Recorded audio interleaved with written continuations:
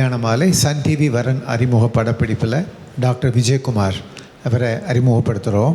அப்பா பழனி, அம்மா மணிமேகலை 2 பேரும் வந்திருக்கிறீங்க. சொல்லுங்கள், குடும்ப விவரங்கள் சொல்லுங்கள் சார். நான் திருவாரூர் மாவட்டத்துலேருந்து வந்துட்டுருக்கேன். சரி. எனக்கு 3 பசங்க.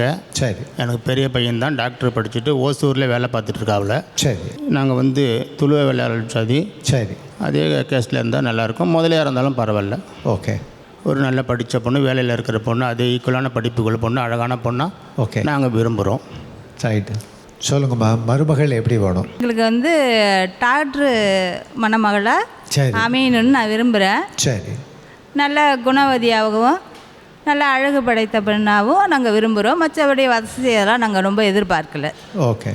டாக்டர் விஜயகுமாருக்கு அவர் கேட்குற மாதிரி ஒரு நல்ல பெண், நீங்கள் நினைக்கிற மாதிரி ஒரு நல்ல மருமகள் கூடிய விரைவிலே வந்து அமையணும்னு இந்த நிகழ்ச்சி மூலமாக மனப்பூர்வமாக வாழ்த்துறேன். இதில் வந்து கலந்துக்கிட்டீங்க, வாழ்த்துக்கள், வணக்கம். டாக்டர் விஜயகுமார் வயது 29, MBBS முடித்தவர், டாக்டராக ஹோசூரில் பணியில் உள்ளவர். இவர் டாக்டர் மணமகளை எதிர்பார்க்கிறார். விஜயகுமார் பற்றிய விரிவான விவரங்கள் kalyanamali.com வெப்தளத்தில் இவரது பதிவு எண் 1036968. மேலும் விவரங்களுக்கு 04424341400. பூத்திஸில் சாமுத்திரிகா பட்டு, சர்வ லட்சணங்கள் நிறைந்த காஞ்சிப்பட்டு. கல்யாண மாலை நிகழ்ச்சியில் நந்தினி இவங்களை அறிமுகப்படுத்துகிறோம். வயது 28. kalyanamali.comல இவங்களது பதிவு எண் 1024276. பிடெக் பண்ணியிருக்கிறாங்க. சிங்கப்பூரில் சீனியர் சாஃப்ட்வேர் இன்ஜினியராக ஒர்க் பண்ணிட்டு இருக்கிறாங்க. ப்ரொஃபஷனல் டிகிரி முடித்து நிரந்தர வேலையில் இருக்கிற நல்லவர் தனக்கு கணவராக வரணும்னு விரும்புகிறாங்க. நந்தினி விரும்புகிற மாதிரி ப்ரொஃபஷனல் டிகிரி முடித்து நிரந்தர வேலையில் இருக்கிற நல்லவர் அவங்களுக்கு கணவராக உடனடியாக அமையணும்னு கல்யாண மாலை மூலமாக மனப்பூர்வமாக வாழ்த்துறோம். கல்யாண மாலையின் எக்ஸ்க்ளூசிவ் மேட்ரிமோனி, பிரத்யேகமான மற்றும் பாதுகாப்பான சேவை. வரனின் வயது 29. அசைவம் பிரிவை சேர்ந்த இவர் BE முடித்து சொந்த தொழில் செய்து கொண்டிருப்பவர். வசதியான குடும்பத்தை சேர்ந்த இவர் 25 வயது முதல் 28 வயதுக்குள் அசைவம் பிரிவை சேர்ந்த நன்கு படித்த பெண்ணை எதிர்பார்க்கிறார். மேலும் விவரங்களுக்கு 9952077704.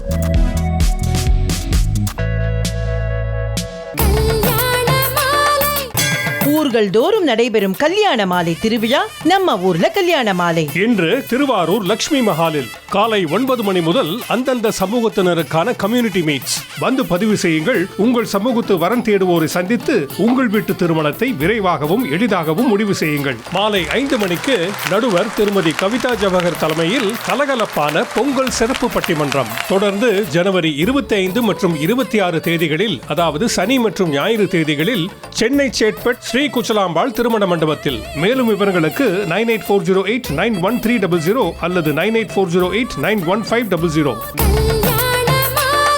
36 வருட அனுபவம், 23 கிளைகள் கொண்ட சிறந்த சுற்றுலா நிறுவனம் மதுரை ஸ்ரீமுருகன் டிராவல் ஏஜென்சி. கல்யாண மாலை 25ஆம் ஆண்டு சிறப்பு பேச்சரங்கம் வெற்றியின் கதை கேளு, சென்ற வார தொடர்ச்சி. அடுத்து நான் கால் பண்ண போகிற speaker doctor Paul Manickam. MBBS PSG கோயம்புத்தூரில் படிச்சிருக்காரு. மாஸ்டர்ஸ் இன் பப்ளிக் ஹெல்த் பாஸ்டன்லையும், MD in general medicine Wayne State University டெட்ராய்ட்லையும் படிச்சிருக்காரு. கேஸ்ட்ரோ என்ட்ராலஜிஸ்ட் அண்ட் நியூட்ரிஷன், அதை பற்றி தான் அவருடைய ஸ்பெஷாலிட்டி. இதை தாண்டி அவர் 2 NGOs நடத்திட்டு இருக்காரு. ஃபவுண்டர் ஆஃப் ஐஸ்வர்யம் ட்ரஸ்ட் அண்ட் வனமலர்கள் அப்படின்ற ட்ரஸ்ட் நடத்திட்டு இருக்காரு. இன்னைக்கு டாக்டர் வந்து சோஷியல் மீடியா, அவருக்கு கடவுள் கொடுத்துருக்க அந்த ஸ்ட்ரென்த்தை எவ்வளோ பியூட்டிஃபுல்லாக யூஸ் பண்ணுறாரு, எவ்வளோ நல்ல கருத்துக்களை சமுதாயத்துக்கு கொண்டு போகிறாரு. டாக்டர் பால் மாணிக்கத்தை பலத்த கரகோஷத்தோட உற்சாகத்தோடு வரவேற்போம். மீரா மேம் வந்து கூப்பிட்டாங்க. கூப்பிட்டு வெற்றியின் கதை கேளு பற்றி நீங்கள் பேசுங்க அப்படின்னு சொன்னோன்னா, நான் உடனே எல்லாம் ப்ரிப்பேர் பண்ணி, நான் படித்தது மதுரை, நாங்கள் மிடில் கிளாஸ் ஃபேமிலி, எங்களுக்கு வந்து எஜுகேஷன் தான் ஃபஸ்ட்டுன்னு சொன்னாங்க. அதனால நான் கஷ்டப்பட்டு MBBS படிச்சுட்டு எப்படி இருந்தாலும் ஃபஸ்ட் ஜென்ரேஷன் டாக்டர்ஸு தமிழ்நாட்டில் வந்து செட்டில் ஆக முடியாது அப்படின்னு சொல்லிட்டு நான் USMLE படித்து US போயிட்டு MBBS முடிச்சுட்டு MD general medicine, AB Castro, advance endoscopy 15 வருஷம் கழித்து நல்ல பெரிய டாக்டர் ஆகிட்டேன் அப்படின்னு டிராஃப்ட் அனுப்பிச்சா அவங்க சொல்கிறாங்க, இது பேசுகிறதுக்கெலாம் வேறு டாக்டர் இருக்காங்க. சோஷியல் மீடியாவில் எப்படி 3 மில்லியன் சப்ஸ்கிரைபர்ஸை வந்து பார்த்துட்டு சொல்லுப்பா, யங்ஸ்டர்ஸ்லாம் கற்றுக்கணும் அப்படிங்கிறாங்க. ஸோ அட்லீஸ்ட் அவங்களாச்சும் நம்ம டாக்டர் நம்புகிறாங்க. என்னோடய ஃபேமிலியில் என்னை டாக்டர்னே நம்புறதே இல்லை. நான் வந்து சோஷியல் மீடியாவுக்கு வந்தது வந்து ஒரு ஆக்சிடெண்ட். அதாவது ஒரு நான் ப்ராஃபிட் ஆர்கனைசேஷன் வந்து கோவிடை பற்றி ஒரு வீடியோ போட சொன்னாங்க. அப்போது கோவிட் பேண்டமிக் அப்போது நான் அப்போது வந்து எனக்கு அதான் சொல்கிறேன், திருப்பி சொல்கிறேன், நான் ராஜா சாரை பார்த்து பாரதி மேமெல்லாம் எனக்கு அப்படியே உயிர். ஸோ அவங்க இன்ஃப்யூஸ் பண்ண ஹியூமரான்னு தெரில, எனக்கு அந்த பட்டிமன்றம் பேச்சில் எனக்கு ஒரு ஆசை இருந்தது. ஆனால் இதுதான் ஃபஸ்ட்டு டைம் இந்த மாதிரி மேடையில் தமிழில் பேசுகிறேன், அதுவும் ராஜா சார் முன்னாடி. எனக்கு ரொம்ப ரொம்ப சந்தோஷமாக. ஸோ அந்த ஹியூமரை கலந்து அந்த ஒரு 10 நிமிஷம் வீடியோ வந்து போட்டு கொடுத்தேன். அவங்க அதை பார்த்துட்டு இது என்ன ப்ரொஃபஷனலாகவே இல்லையே, இது ஸ்டாண்டப் காமெடி மாதிரி இருக்குது, இதை போட முடியாதுன்ட்டாங்க. அடுத்த நாள் பார்த்தா அந்த வீடியோவுக்கு 100,000 வியூஸு. ஏன்னு பார்த்தீங்கன்னா நான் ஒன்றும் நல்லா பேசுனது கிடையாது. கோவிட் அப்போ தான் இந்தியாவுக்கு வந்திருக்கு, ஏன்னா ஒரு நாள் முன்னாடி யூஎஸ்க்கு வந்துருச்சு. பயங்கரமாக வந்து அந்த வீடியோ நிறையா வாட்ஸ்அப் ஃபார்வர்டாக போய் அந்த வீடியோ கோவிட் வைரஸோட வைரல் ஆயிடுச்சு. ஏன் ஓன் பெரியப்பா அந்த வீடியோவை எனக்கே அனுப்பிச்சு ஒரு டாக்டர் எப்படி பேசியிருக்கான் பாடுறா அப்படிங்கிறாங்க. அப்போ தான் எனக்கு அந்த பவர் ஆஃப் சோஷியல் மீடியா தெரிஞ்சிச்சு. ஸோ நான் வந்து கோவிட் அவேர்னஸ் வீடியோ பற்றி எல்லாம் போட்டேன். யூஎஸில் நான் வந்து கலிஃபோர்னியாவில் ப்ராக்டிஸ் பண்ணிருக்கேன். ஸோ அங்கே பார்த்திங்கன்னா வந்து நிறைய தமிழ்ச்சங்கம் இருக்கும். பாஸ்டன் தமிழ்ச்சங்கம், Florida, Texas, Washington, Seattle, New York, எல்லா தமிழ்ச்சங்கத்தையும் என்னை கூப்பிட்டு வந்து அவேர்னஸ் வீடியோ வந்து பண்ணுங்க, நாங்கள் டாக் கொடுக்கணாங்க. எனக்கு ஒரு சந்தேகம், நான் அவரை கூப்பிட்டேன், ப்ரோக்ராம் கோஆர்டினேட்டரை, எல்லா தமிழ்ச்சங்கத்துக்கும் என்னையே கூப்பிட்றீங்க அப்படின்ட்டு. அவர் சொல்கிறாரு, டாக்டர் நாங்கள் மற்ற எல்லா டாக்டரையும் கூப்பிட்டு பார்த்தோம், எல்லாம் பிஸியாக இருக்காங்க, நீங்கள் ஒருத்தன் தான் டாக்டர் காது குத்து ஃபங்க்ஷன் கூட விட மாட்டேங்கிறீங்க. அது காது குத்து ஃபங்க்ஷன் தான், அது இஎன்டி ஓப்பனிங் டிபார்ட்மெண்ட் சரி பண்ணிடாங்க. ஸோ லைக் ஒரு சின்ன இன்ஃபர்மேஷனை வந்து ஒரு சோஷியல் மீடியா இவ்வளவு பேருக்கு போய் சேருது அப்படின்னா, ஒரு நல்ல விஷயத்தை நல்லா சொன்னோம்னா எவ்வளவு பேருக்கு போய் சேரும். அப்போ தான் வந்து எனக்கு வந்து தோணுச்சு. ஸோ நான் வந்து முன்னாடி குண்டாக இருந்தேன், நான் வந்து ஒரு 100 கிலோ இருந்தேன் முன்னாடி. அதுக்கு காரணம் வந்து மெயினாக வந்து என் ஒய்ஃப் தான். ஏன்னா வந்து டின்னர் முடிஞ்சதுக்கப்புறம் வந்து லெஃப்ட் ஓவர் இருக்கும், அதை பாப்பா என்னைய பார்த்துட்டு குப்பையில் போட போகிறேன் வேணுமா, நான் சொன்னேன் ஏமா குப்பையில் போடுறேன், என் தொப்பையில் போட்டுருவேன். ரைட். ஸோ அப்போ வந்து எனக்கு ஹெல்ப் ஆனது வந்து இன்டர்மிட்டன்ட் ஃபாஸ்டிங். அந்த இன்டர்மிட்டன்ட் ஃபாஸ்டிங் மெத்தட் வந்து எனக்கு ரொம்ப ஹெல்ப் ஆச்சு. சரி, சோஷியல் மீடியாவில் வந்து இன்டர்மிட்டன்ட் ஃபாஸ்டிங்கை பற்றி போடலாம் அப்படின்னு சொல்லிட்டு ஃபாஸ்டிங் வீடியோ போட்டு பார்த்திங்கன்னா, நான் டெலிவரி பண்ணுற விதமானு தெரில, இல்லை என்னோட அவங்க ரிலேட் பண்ண முடியுமான்னு தெரில, கூட்டி கொஞ்ச நேரத்திலே வந்து எனக்கு ஒரு 1 மில்லியன் சப்ஸ்கிரைபர்ஸ் வந்து வந்துட்டாங்க. ஓகே, எனக்கு அப்போ தான் தெரிஞ்சிச்சு எவ்வளவு வந்து உணவு வந்து எவ்வளோ முக்கியம் அப்படின்ட்டு. மருந்தன வேண்டாவா யாக்கைக்கு அருந்தியது அற்றது போற்றி உண். வள்ளுவர் என்ன சொல்லியிருக்காரு அப்படின்னா, நம்ம சாப்பிட்டு முடிஞ்சதுக்கப்புறம் ஓகே நம்ம பாடிக்கு வந்து தெரியும் எப்போ டைஜஷன் முடிஞ்சிருக்கு அப்படின்ட்டு. அந்த முடிஞ்ச தருணத்தில் நீங்கள் அடுத்த சாப்பாடு சாப்பிடுங்க, அப்படி சாப்பிட்டிங்கன்னா உங்களுக்கு டாக்டரே தேவையில்லை அப்படின்னு அவர் சொல்லியிருக்கார். அதே இதுதான் நான் சொல்கிறேன், இன்டர்மிட்டன்ட் ஃபாஸ்டிங்கிற ஒரு வேலை உங்கள் டைஜஷனுக்கு கொஞ்சம் டைம் கொடுங்க. ஸோ அதனால் உணவே மருந்து அப்படிங்கிற ஒரு கான்செப்டில் வந்து நான் வீடியோ போட ஆரம்பித்தேன். இது வந்து சோஷியல் மீடியாவோட சக்ஸஸ். ஓகே, ஆனால் என்னோடய சோஷியல் மீடியா ஜேர்னியில் வந்து நான் கற்றுக்கிட்ட ஒரு 3 பெரிய பிரச்சனைகள் சொல்கிறது தான் நான் இப்போ வந்திருக்கேன். ஓகே, ஸோ இந்த சோஷியல் மீடியாவில் பெரிய பிரச்சனை ஒரு மெடிக்கல் ஆங்கிளில் பார்த்தோம் அப்படின்னா, the first major problem is FOMO, FOMO, fear of missing out. அப்படின்னா என்ன அப்படின்னா, இப்போது நீங்கள் வந்து சோஷியல் மீடியாவில் நீங்கள் ஓப்பன் பண்ணுறப்ப நீங்கள் மற்றவங்களோட போஸ்ட்டை பார்க்குறப்ப, பரவாயில்லையே இவங்களுக்கு எல்லாம் நல்லா நடக்குதே, நமக்கு வந்து அந்த மாதிரி நடக்க மாட்டேங்குதே அப்படிங்கிற ஒரு ஃபீலிங் ஆரம்பிக்கிறது. அது கொஞ்சம் கொஞ்சமாக ஒர்சன் ஆகி இன்ஃபேக்ட் அமெரிக்காவில் டிப்ரெஷன், ஆங்ஸைட்டி அளவுக்கு போயிருக்கு அப்படின்ட்டு ப்ரூவ் பண்ணியிருக்காங்க.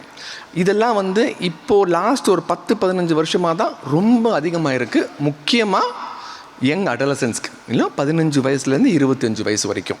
என்னோடய வாழ்க்கையிலேயே அந்த ஒன்று மாதிரி நடந்துச்சு. ஃபார் எக்ஸாம்பிள், அதுவும் அந்த அவங்க போடுறதெல்லாம் உண்மைன்னு கூட நமக்கு தெரியாது. ரைட். இப்போது என்னோடய ஒய்ஃபே ஒரு கப்புள்ஸ் வீடியோவை அனுப்பிச்சிட்டு, ஒரு கப்புள் கோலாக எவ்வளவு சந்தோஷமாக இருக்காங்க பாருங்களேன், நீங்களும் தான் இருக்கீங்களே அப்படின்னா. அவள் சொன்ன அடுத்த மாதம் அந்த கப்புளுக்கு டிவோர்ஸ் ஆயிடுச்சு. வெற்றியின் கதை கேளு கல்யாண மாலை சிறப்பு பேச்சரங்கத்தில் சோஷியல் மீடியாவை எப்படி கையாள வேண்டும் என்பது பற்றி தொடர்கிறார் டாக்டர் பால் வரன்களை அறிமுகப்படுத்திய பிறகு. கல்யாண மாலை சன் டிவி வரன் அறிமுக படப்பிடிப்பில் லாவண்யா இவங்களை அறிமுகப்படுத்துகிறோம். அப்பா இளங்கோவன், அம்மா கவிதா 2 பேரும் வந்திருக்கிறீங்க. குடும்ப விவரங்கள் சொல்லுங்கள். நான் இளங்கோவன், சேலம் மாவட்டம் மேட்டூர்லேருந்து வந்திருக்கோம். சரி. 2 பெண்ணுங்க சார். சரி. பெரிய பொண்ணு BE முடிச்சுட்டு ஓகே பெங்களூரில் சீனியர் சாஃப்ட்வேர் இன்ஜினியராக இருக்காங்க. ஓ ரைட். சின்ன பொண்ணும் BE முடிச்சுட்டு அவங்களும் சாஃப்ட்வேர் இன்ஜினியராக இருக்காங்க. சரி. பெரிய பொண்ணுக்கு தான் வரன் பார்க்குறோம். ஓகே. நாங்கள் தமிழ் விஸ்வகர்மா சார். சரி. அதே இதில் வரன் அமைஞ்சா பரவாயில்ல. பையன் இதே அளவுக்கு BE BTech முடிச்சுட்டு நல்ல பணியில் இருக்கணும். பெங்களூரில் சாஃப்ட்வேர் இன்ஜினியர் தான் பரவாயில்ல. சரி. பசங்க இல்லாதனால எங்களுக்கு வரக்கூடிய மகனாக பார்த்துக்கும். ஓகே சொல்லுங்கம்மா. கோவமே வராதுங்க சார் என் பொண்ணுக்கு. எவ்வளோ திட்டினாலும் கோவம் வராதுங்க சார். அதுக்காக வர பையனும் திட்டணும்னு நான் எதிர்பார்க்கல. நான் ரொம்ப அட்ஜஸ்டபிள் டைப்புங்க சார். நல்ல விஷயம். லாவண்யாவுக்கு சிறந்த கணவன் கிடைப்பாங்க. உங்களுக்கு மகனாக ஒரு மருமகன் வருவாங்க. கல்யாண மாலை சன் டிவி நிகழ்ச்சியில் வந்து கலந்துக்கிட்டீங்க. டைமாக நீங்கள் நினைக்கிற மாதிரி வேலைகள் நடக்கும். இந்த நிகழ்ச்சிக்கு வந்திருக்கிறதுனால உங்களுக்கு வாழ்த்துக்கள். வணக்கம். லாவண்யா, வயது 28, BE முடித்தவர். லீட் குவாலிட்டி இன்ஜினியராக சாஃப்ட்வேர் நிறுவனத்தில் பெங்களூரில் பணியில் உள்ளவர். இவர் நன்கு படித்து நல்ல பணியில் உள்ளவரனை எதிர்பார்க்கிறார். லாவண்யா பற்றிய விரிவான விவரங்கள் kalyanamaalai.com வெப்தளத்தில் இவரது பதிவு எண் 1036087. மேலும் விவரங்களுக்கு 04424341400. Experience the essence of regal splendor. Maharani Collection from NAC Jewelers. கல்யாண மாலை நிகழ்ச்சியில் மணிகண்டன் இவரை அறிமுகப்படுத்துகிறோம். வயது 31. kalyanamaalai.comல இவரது பதிவு எண் 826690. நான் மணிகண்டன், MA BEd படிச்சிருக்கேன். கோயம்புத்தூரில் கவர்மெண்ட் விமன்ஸ் பாலிடெக்னிக்கில் லெக்சரராக வேலை பார்க்குறேன். எனக்கு வரக்கூடிய மனைவி நல்ல படித்த அழகான கலைவதியாகவும் குணவதியாகவும் என்னோட வாழ்க்கை பயணத்தை மேற்கொள்ளக்கூடிய ஒரு நல்ல துணைவு கிடைச்சா நல்லா இருக்குன்னு விருப்பப்படுறேன். மணிகண்டன் விரும்புகிற மாதிரி படித்து வேலைக்கு செல்லும் பெண் அவருக்கு மனைவியாக உடனடியாக அமையணும்னு கல்யாண மாலை மூலமாக மனப்பூர்வமாக வாழ்த்துறோம். கல்யாண மாலை ஏற்பாட்டில் வரன் பார்க்கலாம் வாங்க நிகழ்ச்சி ஜனவரி 12ஆம் தேதி ஞாயிற்றுக்கிழமை திருப்பூர் காங்கேயம் ரோட் காயத்ரி ஹோட்டலில் காலை 9 மணி முதல் மாலை 3 மணி வரை வந்து பதிவு செய்யுங்கள். உங்கள் வீட்டு திருமணத்தை விரைவாகவும் எளிதாகவும் முடிவு செய்யுங்கள். மேலும் விவரங்களுக்கு 9840891300 அல்லது 9840891500. டாக்டர் அகர்வால்ஸ் ஐ ஹாஸ்பிட்டலில் இன்றைய அப்பாயின்மெண்ட் புக் செய்யுங்கள். கல்யாண மாலை 25ஆம் ஆண்டு சிறப்பு பேச்சரங்கம் வெற்றியின் கதை கேளு தொடர்கிறது. சோஷியல் மீடியா அல்காரிதமே நீங்கள் பார்த்தீங்க அப்படின்னா, நீங்கள் ஒருத்தவங்க நீங்கள் ஃபாலோ பண்ணிங்கன்னா அதே மாதிரி பேசுகிறவங்களையும் இல்லை அவங்களோட வீடியோஸையும் உங்ககிட்ட புஷ் பண்ணி நீங்கள் அதே மாதிரியே தான் யோசிப்பீங்க. அதுதான் அவங்களோட அல்காரிதம். அப்போ தான் நீங்கள் அவங்களோட சேனல்லையே இருப்பீங்க, அவங்களோட மீடியாவே ப்ரொமோட் பண்ணுவீங்க. அப்போ தான் அவங்களுக்கு பிஸ்னஸ் மாடல். இதுதான் உண்மையான commercial aspect of social media. இதில் நம்பர் 1 என்னென்னா, நம்ம அந்த பபுளில் இருக்கோம் அப்படின்னு நமக்கு தெரியணும். உங்கள் ஃபேமிலியில் இந்த 15லேருந்து 25 வயசு இருக்கிறவங்களுக்கு கண்டிப்பாக கொஞ்சம் நீங்கள் மானிட்டர் பண்ணிங்கன்னா ஏதாவது ஒரு இடத்துல கண்டிப்பாக இருக்கும். அந்த மாதிரி சமயத்தில் அந்த மாதிரியான பபுளில் விட்டு வெளியே கொண்டு வர்றது எல்லார் பெற்றோர்களோட முக்கியமான responsibility, especially in this era. Okay, நீங்கள் உங்கள் பசங்களோட ஃப்ரெண்டாக இருந்தால் தான் இது கண்டிப்பாக நடக்கும். நம்பர் 2, நான் சொன்ன மாதிரி அந்த பபுள்குள்ளே நீங்கள் இருந்துட்டீங்க அப்படின்னா, ஃபார் எக்ஸாம்பிள், அதாவது நான் ஃபாஸ்டிங்கை நல்லதாக சொன்னால் உங்களுக்கு நல்லதாகவே எல்லா இன்ஃப்ளூயன்சஸும் யாரெல்லாம் ஃபாஸ்டிங் சொல்கிறாங்களோ எல்லாருக்கும் வரும். இது அப்படியே ஆப்போசிட்டில் போனீங்கன்னா, நைட்டு 2 மணிக்கு நீங்கள் சாப்பிட்டீங்கன்னா உங்களோட லிவர் சூப்பராக ஆயிரும். You will get a new lover அப்படின்ட்டு ஒரு வீடியோ போடுறாங்கன்னா, அந்த பபுளில் இருந்தீங்க வச்சுக்கோங்களேன். அதே மாதிரி over night eating is good, late night eating is good அப்படிங்கிற ஒரு பபுள் நீங்கள் இருந்துருவீங்க. ஸோ இந்த சோஷியல் மீடியா அல்காரிதத்துலேருந்து எப்படி வெளியே வரணும் அப்படின்னா, நீங்கள் ஒரு இடத்துல ஒரு பபுளில் இருந்தீங்க அப்படின்னா, தயவு செஞ்சு நான் சொல்கிறது எல்லாத்தையும் தயவு செஞ்சு நீங்கள் உடனே நம்பவே கூடாது. ஓகே, எப்பொருள் யார்வா கேட்பினும் அப்பொருள் மெய்ப்பொருள் காண்பதறிவு அப்படிங்கிற திருவள்ளுவர் குறள் சோஷியல் மீடியாவில் தான் பெர்ஃபெக்டாக உட்காரும். பெர்ஃபெக்டாக நான் சொல்கிறதையும் கேட்டுக்கணும், மற்ற பபுளில் இருக்கிறவங்களையும் சொல்லி கேட்கணும். அப்போ தான் நீங்களாக ஓனாக டெசிஷன் எடுத்து உங்களோட இண்டிவிஜுவல் என்விரான்மெண்ட்டுக்கு எது ஒர்க் ஆகும் அப்படிங்கிற ஒரு புரிதலுக்கு வருவீங்க. இது ரொம்ப ரொம்ப முக்கியம். இது செகண்ட் பாயிண்ட். ஓகே, இதில் மூணாவது மெயின் பிரச்சனை, தூங்க போகிறதுக்கு முன்னாடி அந்த ஃபோன் பார்க்குறதுனால எவ்வளவு பிரச்சனை அப்படின்ட்டு ஒரு மெடிக்கல் ஆங்கிளில் டெய்லி ரிசர்ச் பண்ணிட்டு இருக்காங்க. அந்த ஃபோனில் இருக்கிற வர ப்ளூ லைட் வந்து உங்களோட ஐயை வந்து ஸ்டிமுலேட் பண்ணி உங்களை ஒரு தூங்க விடாமல் ஒரு ஆக்டிவ் என்விரான்மெண்ட்டில் வச்சுக்கும் அப்படிங்கிற அளவுக்கு நம்ம வந்து ரிசர்ச் பண்ணியிருக்காங்க. ஸோ சோஷியல் மீடியாவில் இந்த 3 பிரச்சனை இருக்கிறப்ப நம்ம முக்கால்வாசி பேர் நெஞ்ச தொட்டு சொல்லுங்கள், நம்ம ஆக்டிவாக இருக்கிறதே அந்த நைட்டில் தான் இல்லையா? ஏன்னா எல்லாரையும் பிஸியாக இருந்துட்டு சாயங்காலம் எல்லாரோடையும் செட்டில் பண்ணிவிட்டு அந்த ஒரு அரை மணி நேரம் 1 மணி நேரம் தான் நமக்கே கிடைக்கிது. ஓகே, நமக்கே அறியாமல் நம்ம பாடியை அப்யூஸ் பண்ணுறோம் அப்படின்ட்டு நமக்கு இப்போ தெரியாது. அது லாங் டேர்ம் டேமேஜ் இருக்குது. இப்போ என்னோடய ஃபாலோவர்லாம் அவன் சொன்னார், சார் தூங்க போகிறதுக்கு முன்னாடி நான் பார்க்குற ஒரே வீடியோ உங்கள் வீடியோ சார். இல்லை அவகிட்டே சொன்னேன், 30 நிமிஷத்துக்கு முன்னாடி 30 மினிட்ஸுக்கு முன்னாடி நீங்கள் வீடியோ மட்டும் கிடையாது, உங்கள் ஃபோனை கம்ப்ளீட்லி ஸ்டாப் பண்ணிவிட்டு பக்கத்து ரூமில் வச்சு தூங்கிட வேண்டியதான். நான் சொல்கிறது சோஷியல் மீடியா கன்செப்ஷன் இது வரைக்கும் பேசுனது. நான் என்னோடய ஜேர்னியில் கண்டென்ட் க்ரியேஷன் இருக்குது பாருங்கள். இப்போ நான் வந்து 3 மில்லியன் சப்ஸ்கிரைபர்ஸ் வச்சுருக்கேன் அப்படின்னா நான் ஒரு லாஸ்ட் ஒரு 2-3 இயர்ஸாக வந்து கன்சிஸ்டண்ட்டாக போட்டிருக்கேன். என்னோடய பேஷன் என்ன அப்படின்னா ரைட்டிங், ஒரு ஹியூமர் ப்ளஸ் மெடிக்கல் இன்ஃபர்மேஷன், இதெல்லாம் சேர்த்து ஒரு மெடிக்கல் காமெடி சீரீஸ் அப்படின்னா மெட்காம் சீரீஸ் அப்படிங்கிற ஒரு புது ஜானரை வந்து இன்ட்ரடியூஸ் பண்ணோம். ஸோ இது வந்து எனக்கு பிடிச்சி நான் பண்ணுறது. ஓகேங்களா? இப்போது நிறையா பேர் வந்து நான் ஃபுல் டைம் கேஸ்ட்ரோன்ட்ராலஜிஸ்ட். எனக்கு வந்து ஃபுல் டைமாக கலிஃபோர்னியாவில் ஆண்டவன் புண்ணியத்தில் ரொம்ப நல்ல வேலை இருக்குது, நல்லா சம்பாதிக்கிறேன், ரொம்ப கஷ்டப்பட்டு நான் வந்திருக்கேன், நான் ரொம்ப சந்தோஷமாக இருக்கேன். ஆனால் எனக்கே நான் வந்து இந்த சோஷியல் மீடியாவை நான் வந்து மணிக்காண்டி பண்ணலை. ஆனால் எனக்கே ஒரு 500,000 600,000 சப்ஸ்கிரைபர்ஸ் வந்தப்போ I was growing very rapidly at that time.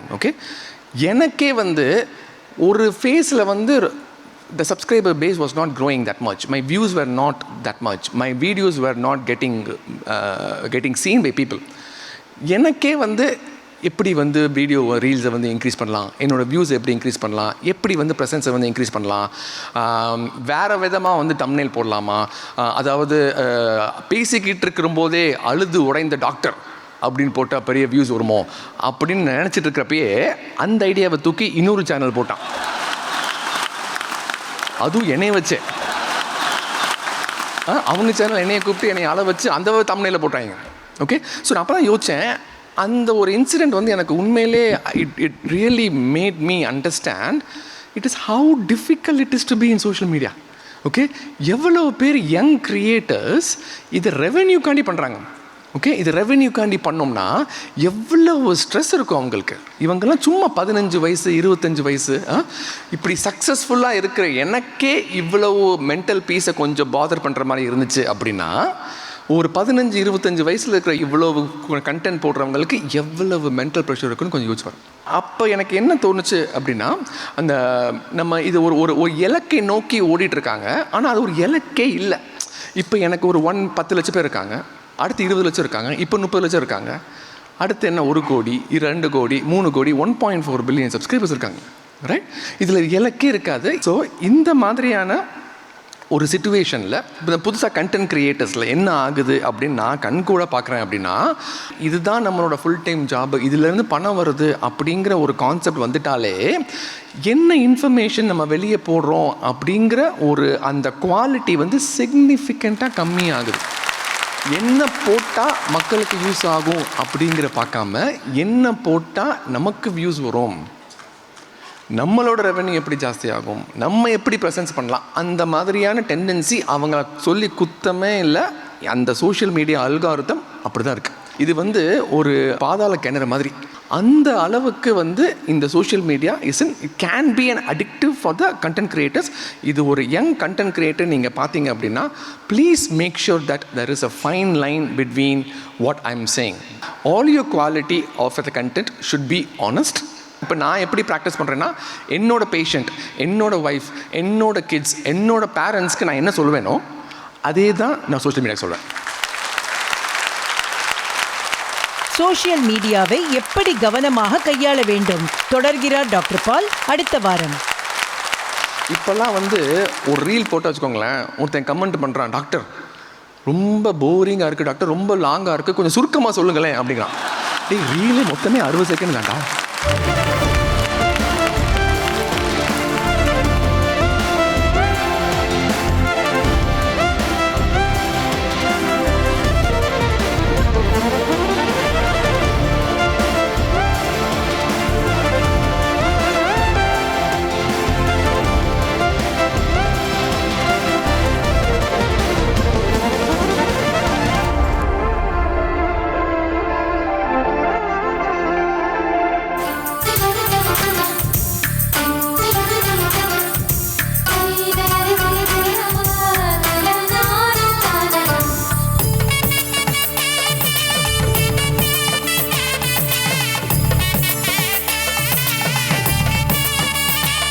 உங்கள் வீட்டு வரனுக்கு மிகச் சிறப்பான இல்வாழ்க்கை துணை அமைய பதிவு செய்து கொள்ளுங்கள் kalyanamaalai.com.